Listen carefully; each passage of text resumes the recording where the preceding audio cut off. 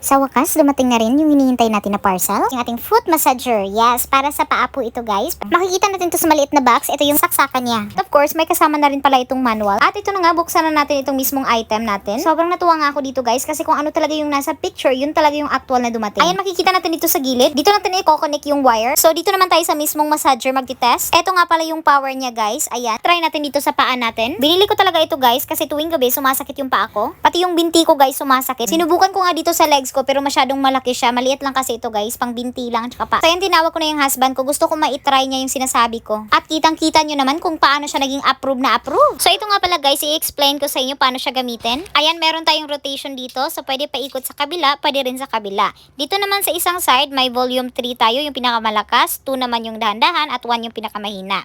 Dito naman yung sa last part guys, pag mag-red siya, yun yung ibig sabihin na gusto mo yung mainit na massager. Pag wala namang red lights, hindi siya mainit. Yun lang guys, thank you!